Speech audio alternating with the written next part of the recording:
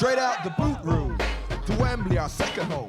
We come to conquer, no, we never walk alone. We dominate the cream of the crop, drawing all our strength from the roar of the cock. It's all for one and one for all. Pass a move, we're talking total football. Here we go again, Roy's red machine. Liverpool, the greatest team the world has ever seen. Pass a move, it's the Liverpool crew. Pass a move, it's the Liverpool crew. Pass a move, pass a move, pass a move, pass a move, pass a move, it's the Liverpool crew. Hello and welcome back to the Liverpool Groove. It's the first legitimate loss of the season in domestic football anyway. It was a bad game. One of us may have put a tweet out that was swiftly deleted, not naming any names. Me. Just make sure it wasn't me. No, it definitely wasn't you.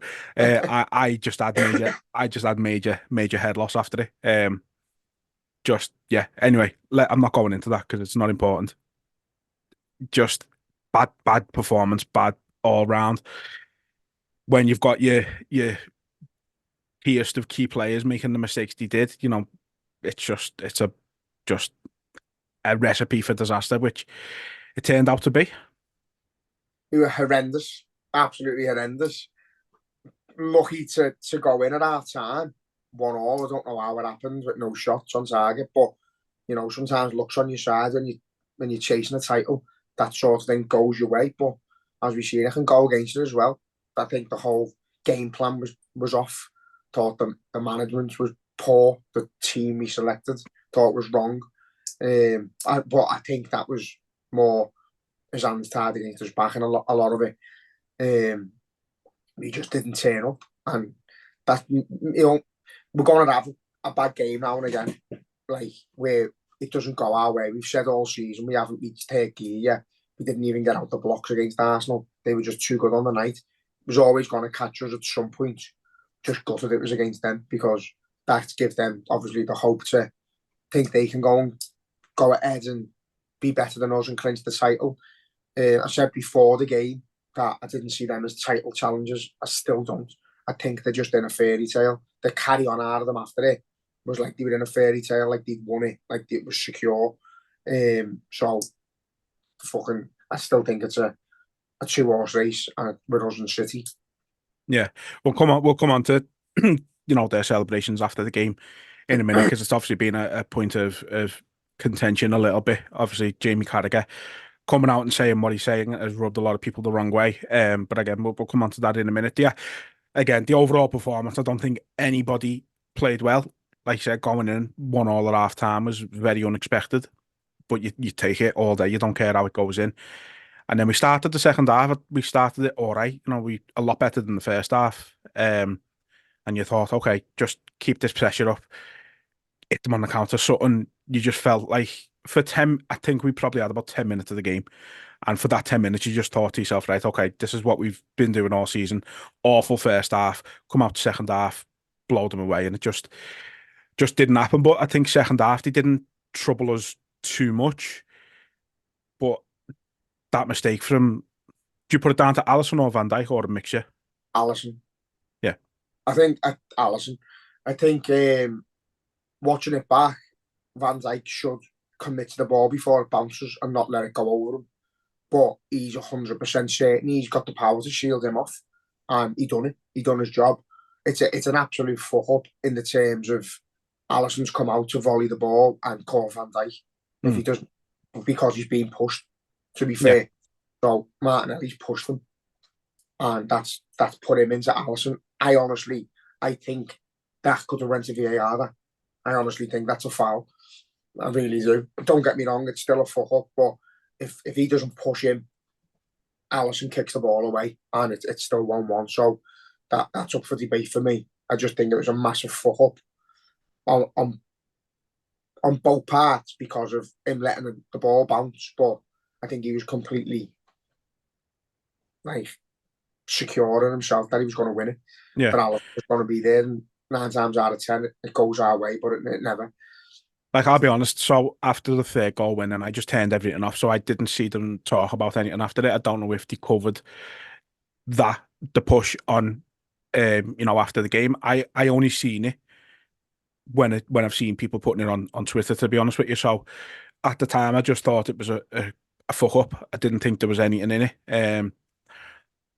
Was it enough to knock him off balance and really affect that much? I don't know. I think, I just don't know. It's just a fuck up. I think it's just badly planned. I think, like you said, Van Dijk, for me, not that I blame him, but for me, he's just got to get rid. They were on top. Just don't give them anything. He had that type of game. Don't get me wrong, Van Dijk was poor all game. Yeah. He had a thing about him where he has that demeanour, where his presence is enough, and he got roasted a few times. Players got in behind and they caused us trouble without really looking dangerous. They looked like the team that was going to score. Van Dijk was ghosting through the game. His passing was off. His positioning was off. His leadership looked off. There was times where the players weren't in line and stuff like that. He just had an off day. He's been absolutely awesome all season. So you've got to put it down to one of them. It happens. The problem with us is that it happens to everyone in the same game. We don't have one player that just doesn't turn up. It's everyone at the same day. It's weird. It baffles me. But I don't think it was an attitude thing. I think they work, but Arsenal were just so much better than us. They were levels above us in everything. We looked lethargic and lazy and tired from the fucking first whistle. The passing was rolling round. It weren't slick. It just looked lazy.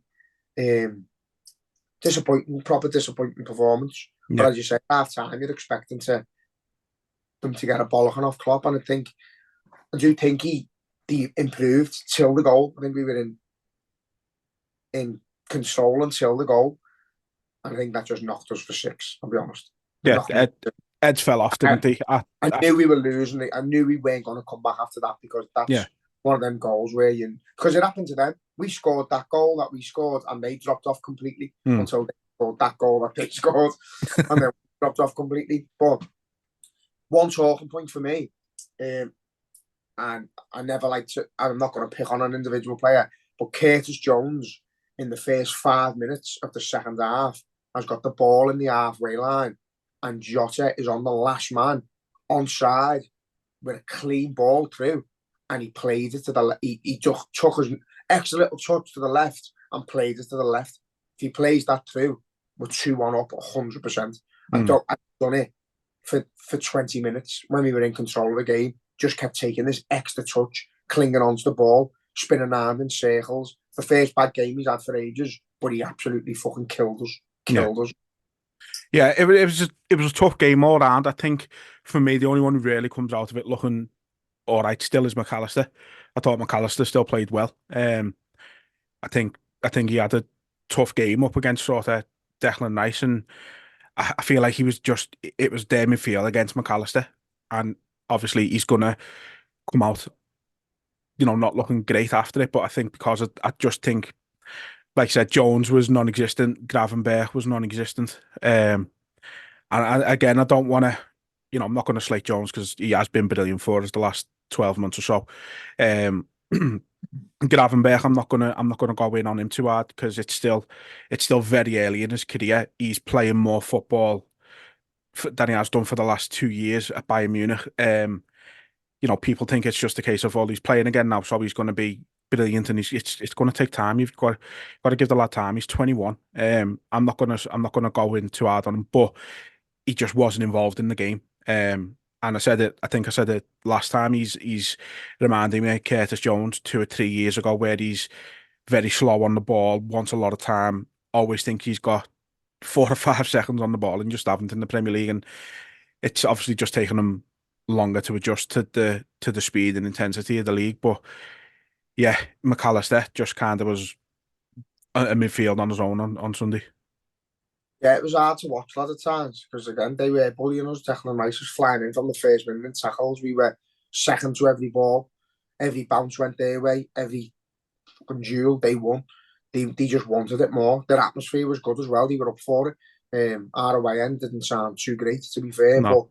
But, every time they tried to get a song going, they got booed and clamped down. And there weren't a lot to cheer about on the day. If your team's going forward in droves, you're out your seat, you're fucking bouncing, you're ready for it, but there was nothing to cheer. You could see from the first minute we weren't going to do anything. We just looked terrible. The likes of the forward line, Diaz was abysmal, absolutely abysmal all game. Even the goal we scored was through sheer determination from him. But that's the only thing he's done. He was absolutely pathetic. He was. He just doesn't look like he can go past a man. At the Weird minute, though, because he was the only one actually getting the ball though. Like and we were just kept Jota and feeding to Gakpo, him, Jota and Gakpo weren't involved non-existent. for me to say that you had a good or a bad game because they just weren't in the game. No, yeah. So that's fair. That's a fair point. He was involved in the game at least, but he was terrible. He'd never done anything. But worked his arse off for that goal, and fair play to him. But the rest of it, it's getting to a point with him now where you don't want the ball to go to him because he's going to do what the likes of Jones does. He's going to slow the game down. He's going to go past the man and then come back again. It's pointless. Just fucking play a simple ball, pass and move, get in the box, make something happen. But it's not working at the minute for him, I don't think. But I think To be fair, I think in recent weeks, obviously, he's had a lot of stuff going on, which has been well documented. And I think for a lot of the season, he's been ghosting a little bit. And I think starting with the Newcastle game a few weeks ago, he's looked brilliant again. He's looked like the Diaz that we bought originally. And then, Sunday, just again, I agree with you. It did seem to go back to that Diaz where you're thinking, how are you starting at the minute? He has moments. He has moments of magic in games. He does. You can't knock that. But and some games it's not going to happen. You can't be magic every game. But he just offered nothing at all. But again, I'm not just picking on Diaz. You could say that about every single one of them. I'd have probably took Jota up before Gakpo. At least we had a bit of a middle threat with him, a target man, hit the ball up to him. Because that was the very first thing that we done. Hit it to him and knock on. And Jota was through. Terrible touch. We could be 1-0 the first 2 minutes. Didn't it? And the game's changed instantly. We're up for it. Our fans are up for it. And the game's turned on its head. But it didn't work out that way, unfortunately. Just think they just grew into the game and just looked better and better as time went on until our goal. Yeah. Even the subs couldn't get involved though, could they? Elliot, we've spoken about him a number of times this season about being a game changer off the bench. Didn't do a thing. Eventually, you could say he was. I don't want to say he was at fault for the third goal because you had two wingers essentially playing right back to try and make up for Konate's sending off, which again we'll come to that shortly. But Nunes didn't get involved at all. I don't think I remember him touching the ball. I'll be honest. We had no midfield, lad. Just a bad game all round. Strength productivity was none. No, he was done nothing. Do you think it was too early for him to start? Obviously, I know we had no choice. Where obviously Conor Bradley and just thoughts to him and his family. Obviously, really sad news about his dad this week. So thoughts with him. Do you think it was too early? Do you think obviously we've been forced in a way to start Trent in that game? Do you think his sort of timeout has been a factor in his performance at all? I just think the way we set up our whole system, no one covered each other, no one helped each other. So again, he's the one who we hang out to dry because he just goes forward and but he just gets ghosted past, lad. He's got no real desire to defend. We miss Conor Bradley. I did. We missed him. Yeah, I honestly believe if Conor Bradley starts that game at right back, Martinelli doesn't get near our fucking box. I don't think he does. I think because you've got players who are just dead set on defending. I've said it like Andy Robbo sometimes. He won't go past the halfway line at time. He just defends. But Trent weren't at the races. None of them were. But don't get me wrong. We wouldn't know. We couldn't comment. Conor Bradley in a team that's not performing with a shaky start, with a midfield that's not ticking, a forward line that's not grafting, he could have got torn apart. But I honestly, I really don't. No, the thing is with Trent, and again, I've said this time and time again. It's not that he can't defend, like you said. He doesn't want to, and it shows sometimes. And he does. I've always said that he does what I used to do when we played footy in school. He dangles a leg out to make it look like he's trying to win the ball, but really he's not. Doesn't want it. You're doing it for show. That's it. Yeah, you're doing it to make it look like you're doing something. But he done it a number of times with Martinelli, and Martinelli just sort of knocks it on to do the foot and goes past him, lad. It was so easy. And it's frustrating because, Konate and Trent fucking bullied him bully Martinelli when it was the FA Cup game. He couldn't get anywhere near them. So they both of them done a job a few weeks ago, and it's frustrating. They've obviously seen what didn't work in the FA Cup game and changed it up and made it work for them. Fair play. Yeah, and I know we lost an engine there with Conor Bradley, who runs absolutely up and down all game like Andy Robbo, and I keep comparing him to him because Trent is a luxury right back. Trent's brilliant when you've got the ball and you've got possession, but if you've got someone on the wing who's going to come at you and throw it on your toes all game, you don't want Trent anywhere near it. Conor Bradley would have handled it or put me on light on it, but I think Szoboszlai getting injured, we lost another engine. And I don't think he's been anywhere near what we expected the last few weeks since he's been back from injury and that. But I just think we missed his presence, his energy. He still even when he's playing shite, he gets about the pitch and he throws a tackle in. I just think we just missed all sorts there. I think it actually maybe it's just one of them days where we realise who's not in the team, who could be, and you go, now these are a fantastic team. They've shown us up for what we are at the minute, a team that's getting by without big key players. And fair play to Liverpool and Klopp because we do keep getting by, but this one bit is on the arse. Yeah. One very small positive from the game, obviously, Thiago. Wasn't expecting him to make an appearance, I'll be honest. It was nice to see him on the bench. Nicer to see him on the pitch. That's the one positive I can take away from that game. If anything. Didn't have enough time to affect the game in any meaningful way, but like I say, just nice to have him back, and hopefully we can keep him fit for the rest of the season. All I can remember is him giving the ball away. But yeah, he's another one. He's a luxury lad. If we're playing, say, if we're roasting Burnley and he's in the midfield, he's getting 4 or 5 assists. Yeah. If we're on form, but again, when you've got a team going to come at you and attack you, and you need an extra pair of legs, he's not the answer, which we've said before. But again, he's an absolute luxury to have. He's a dream player. He's world class. So that if he can stay fit, he's a massive boost to our challenge, which is still ongoing, by the way. Yeah. Endo coming back is huge. Obviously, he went out of the Asian Cup. I think he's already back in training. I would be surprised if he's not involved in some capacity on Saturday. Yeah. Well, I don't know, because he might just give him a week off because he's been playing. But Burnley's the type of game where you want to see your McAllisters and you grab them there just running at teams and going at them. You know what I mean? You don't really, we've said before, Endo's fantastic when you're playing a team that's going to come at you all game and punish you. And I think he does that job well. But against Burnley at home, you want to be going out and making a statement and rolling them. But at the minute, because of that result, I'd take 1-0 right now. Yeah. It knocks your confidence. Like, sorry, we've talked over and over again this season. Like, we haven't been at the races. We haven't got out of second gear. We haven't got third gear. And we're winning games 3-4-0. We're just rolling teams. Like, just getting back. Just not even turning up and winning.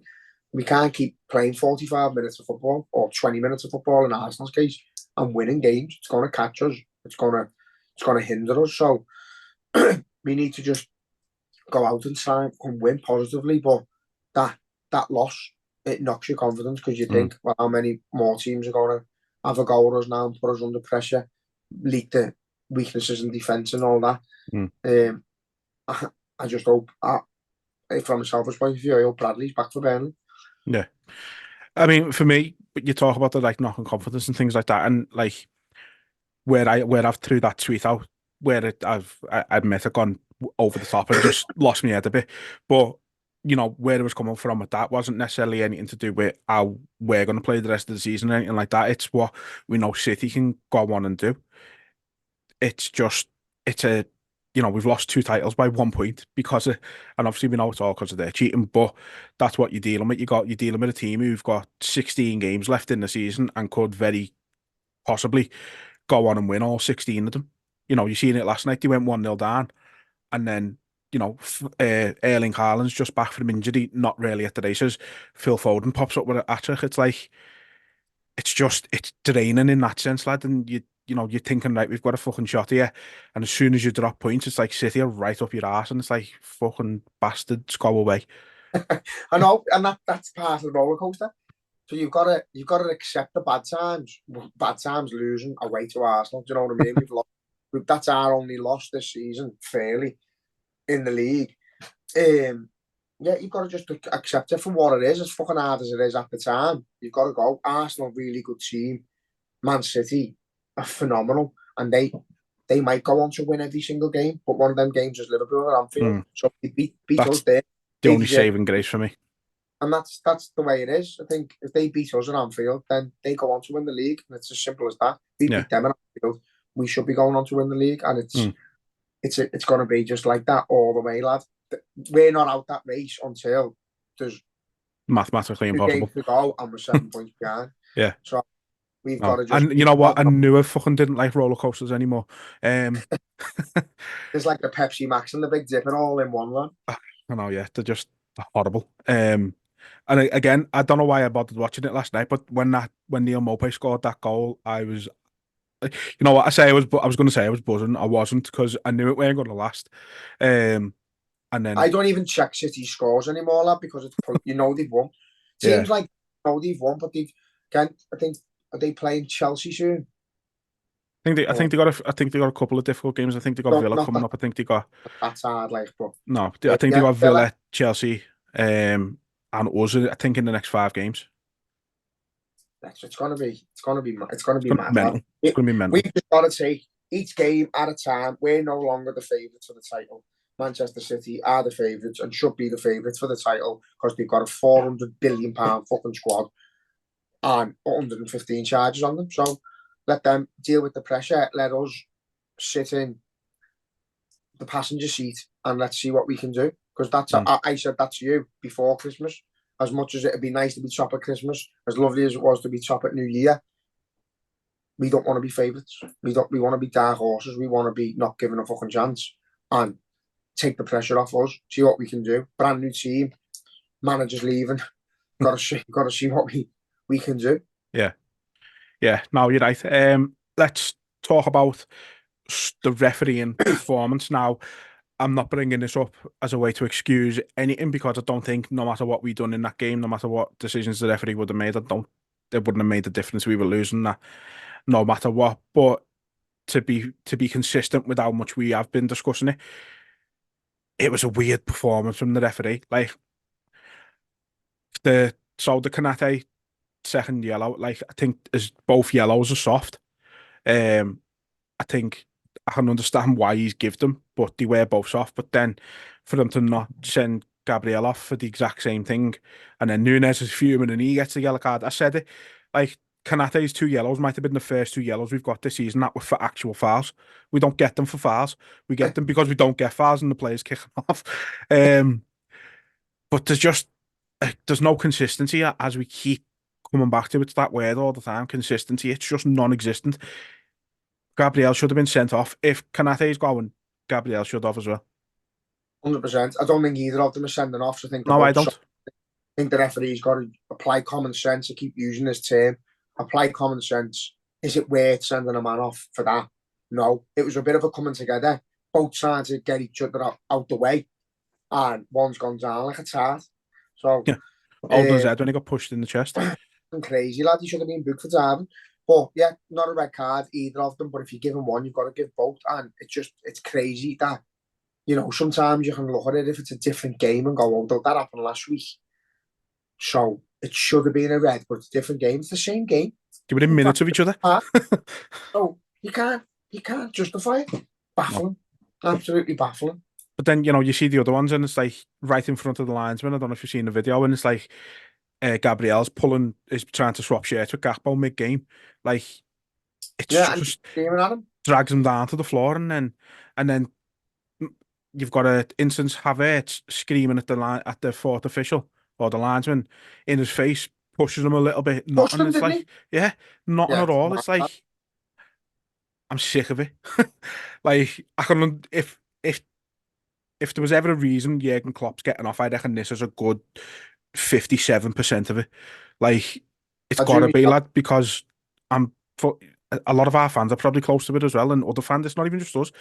Like, fans of every team have got a right to be pissed off at this officiating in this league. It's awful. The officiating's destroying the game. The rules are destroying the game because no one knows them. I don't know. It's just shit. The lack of like leadership at the top, the hierarchy. No one answers to nothing. There's cheating going on. No one's getting punished. If you're Jurgen Klopp, is he? And I said it last time. Is he going to commit 3 more years of this where City and Chelsea can do what they want and nothing happen? Keep losing leagues by a point because you've built the best possible team you can, but somehow they just always edge you because they've got that extra little bit in the tank because they've spent an extra 500 million on you and have a better bench. You know, it must be soul destroying. Every time you get near, you get decisions against you like that Arsenal ball, like the Tottenham disallowed goal. It just it kills you. We could have the league wrapped up. Yeah. If it went for officiating. But we're going up against the Ivan Drago of football, lad. You know what I mean? Lad. That's it. Is. It all comes down to it. It's the sickening thing is that it's led them. We couldn't. We tried our best to battle it, tried our best to carry on, and we've had enough. The manager's had enough, and until football has enough, nothing's going to change. No, and it is soul destroying when you work your life and your body into the ground to win and be successful. And as magnificent as he's been, we should be talking about Jurgen Klopp with well more trophies, and we would be. We'd have steamrolled that league year in, year out if it weren't for the cheating. Yeah, you know what? When you put it all like that, I can't even blame Klopp for getting off, to be honest. If that's in any way part of his reason for leaving, I can't blame him one bit. Arsenal's celebrations. Let's move on to that. You mentioned it earlier. I'm gonna go first with this one because I feel like this. I know what you're going to isn't going controversially, aren't you? I wouldn't call it controversial. I don't think it's gonna. I don't think a lot of people. I don't think many people will agree with me. But to be honest, the way I look at it is, it was a bit over the top. Yeah, it was. But at the same time, they lose that game, they're out the title race. They've just beat a team that beat them a couple of weeks before, keeps them in the title race, and just look, it's emotion. Like, how many times have we been made up with Klopp, or years ago Mourinho before he come to Chelsea, running down the touchline at Old Trafford, Klopp running onto the pitch to Alisson. It's like I didn't have as much of a problem with it as others have. I haven't had a problem with it. I just cringed my ass off. I just thought it was embarrassing. It didn't affect me. It didn't upset me. I just thought that is embarrassing. Like, you've got Odegaard taking photos, the cameraman. Bring the league title out and give him it. Get a photo of him with the league title. He hasn't got one because there's 15 games to go, you dickhead. What are you doing?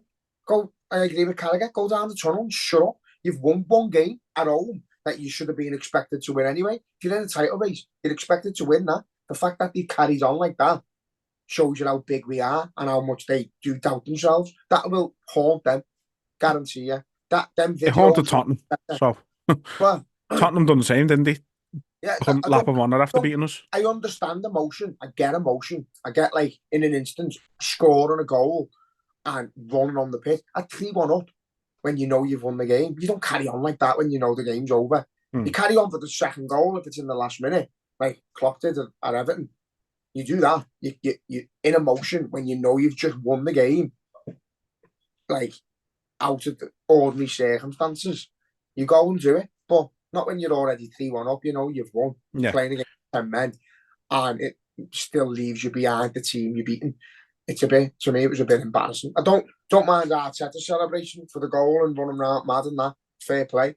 But it was the after antics that I just thought, small club, embarrassing. I really did. I mean, in fairness, I think they're sort of getting the title of Kings of Cringe at the minute. Like, they put out a movie trailer for the match before it and stuff like that. They've played You Never Walk Alone in training in the past, and now this, it's like... And Arteta done the Jurgen Klopp thing. Hey, all that. Oh, yeah, but it was weird. It was like uppercuts instead. It was proper weird. It was like Tory party mode. It was weird. But again, I don't knock them for celebrating. I don't knock them for being made up. They beat one of the favourites to win the league, but just to carry on with. Yeah, And I mean, they got pictures in the dressing room as well, like posing with the man of the match trophy and all that. Like, it was weird. But again, I think what the win meant, even though it didn't change the position in the league after this weekend, what the win meant for them going through the rest of the season, I think some of it was justified. No, I think as a football manager, Arteta, I was going to say Arsene Wenger then. Arsene Wenger would have been fucking cringing his arse off as well, telling you now. Because either got them down and with a winner's mentality saying, what are you doing? You haven't won nothing. Do this at the end of the season when we lift the title. If we lift the title, he'd do it. Alex Ferguson would have been the same. I think Klopp would be the same. Don't enjoy this win too much because it means absolutely fuck all. You plan pots because you're still behind him. What are you doing? You're still behind. Yeah, like, it's nothing. But say, no disrespect to them, good side. They were the well better team on the night. Tore us apart at times. They played some lovely footy as well, but I just don't think they lay a glove on Man City. I don't think they finished. I don't think they finished second or winning. I think it's going to there'll be two horses racing towards the finish line. I don't think they'll be one of them, and I've said that since the start. I don't think they've got it in them. Like the carry on out of them yesterday, to me, showed them that. You know. Yeah. Again, I mean, if we'd have won 3-1 there, or if we'd have scored in the last minute to make it 2-1 and went ballistic, then I'd be fickle as fuck and say, yeah, it's lost that. No, but if we went that far clear of them, then I'd justify like Klopp going over to the away fans and that if we scored late on or whatever, enjoyed it, but not at home when you should be expecting to win. So yeah, there's a bit of fickleness in it, but I just thought it was over the top for a team that's got 15 games to go and is still lying in second or third, wherever they are. Yeah. Our record against the traditional Big Six is that a cause for concern? Do you reckon going into the last 15 games of the season, knowing we've still got to play City at home, we've got to go to United, we've got to, Spurs have got to come to Anfield. Are you in any way concerned about that at all? No. No. Fair enough. You know what, lad? Each game as it comes, I don't think it really matters if we're home or away. The only team I wouldn't want to play away now is Man City, and we've got them at home, which I'm glad. But I still think we'll drop more points. I think they'll drop more points. We're not going to win all our games. I don't think they're going to win all their games.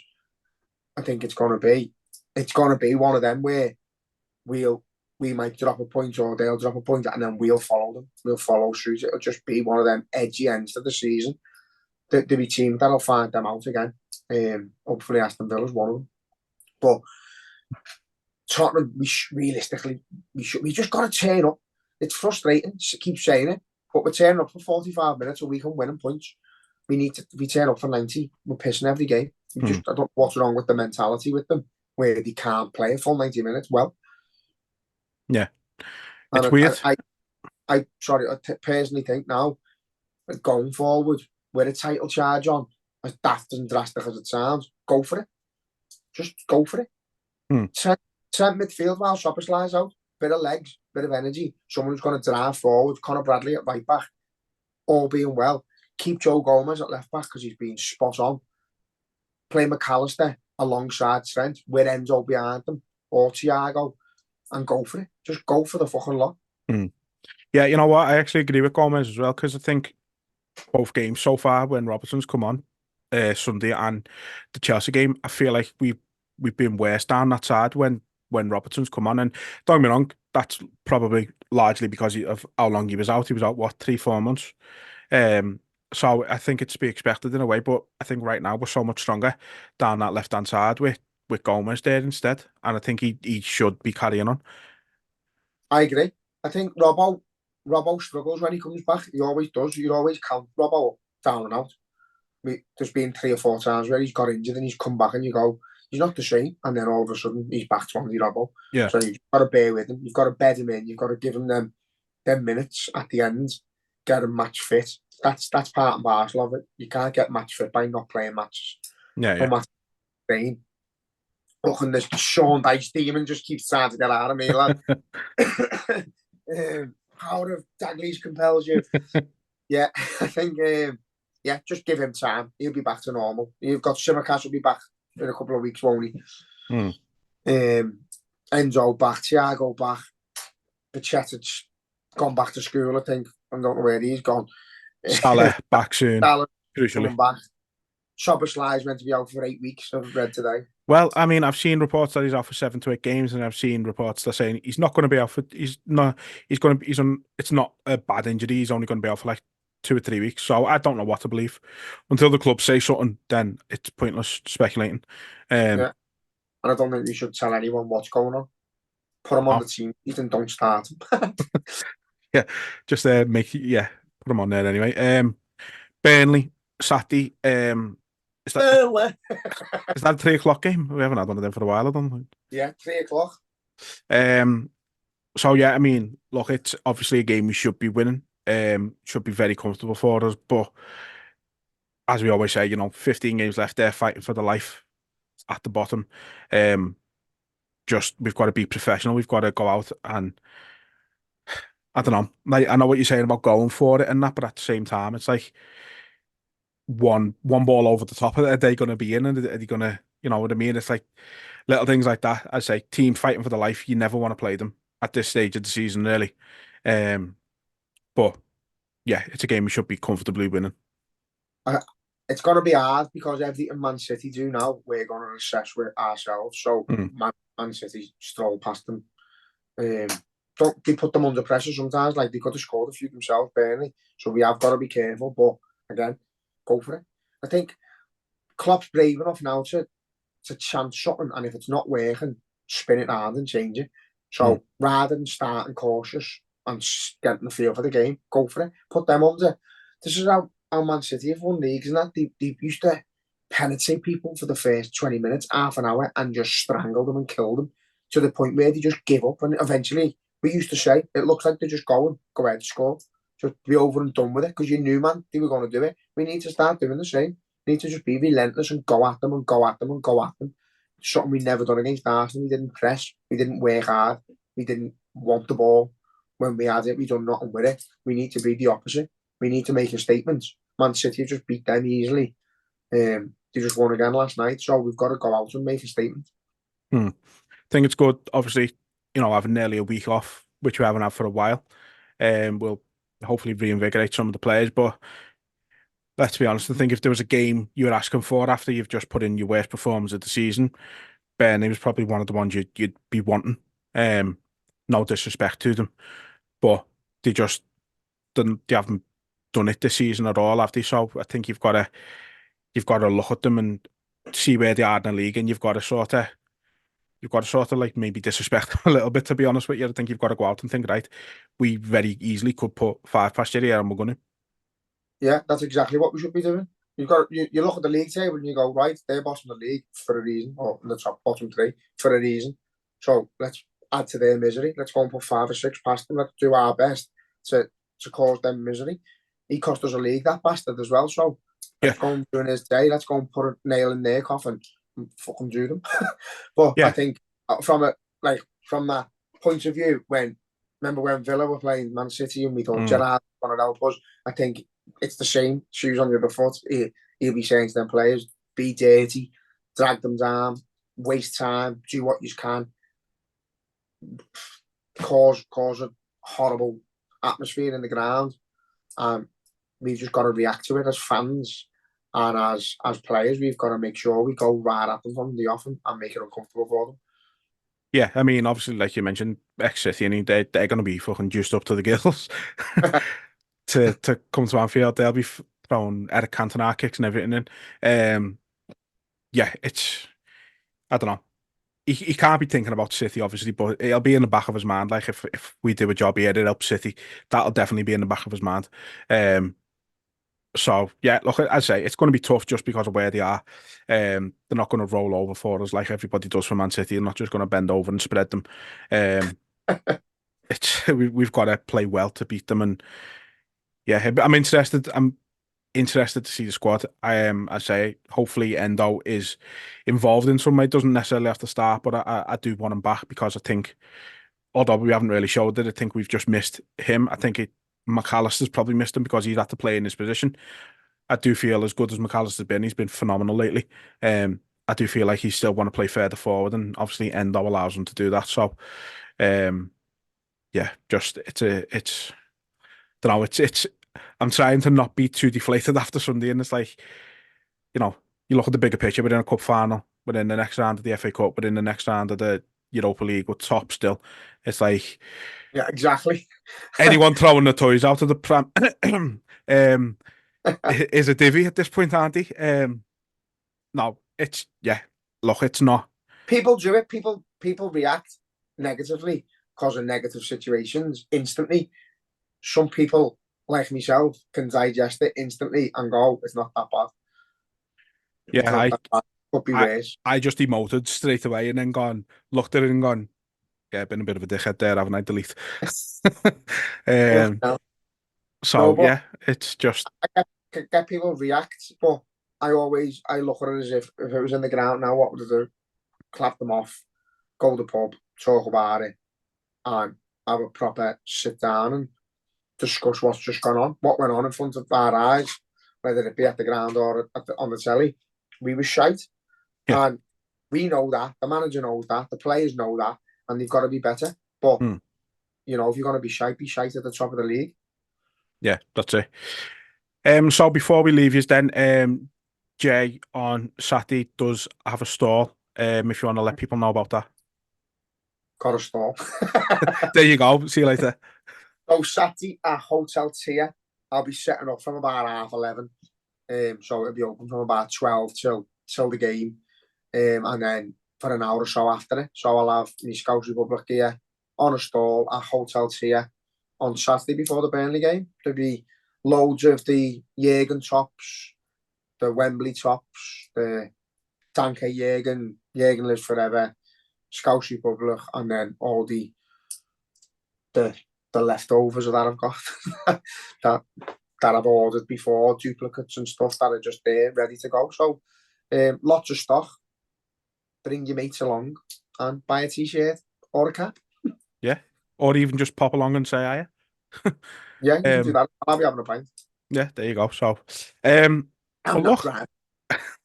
well, look, as I say, we'll leave it there for today. We'll be back either, I don't know, Sunday, Monday, something like that. Obviously, talk about the Burnley game. Hopefully, putting to bed the demons of Arsenal. But until then, up the Reds. Don't be sad. Up the Reds.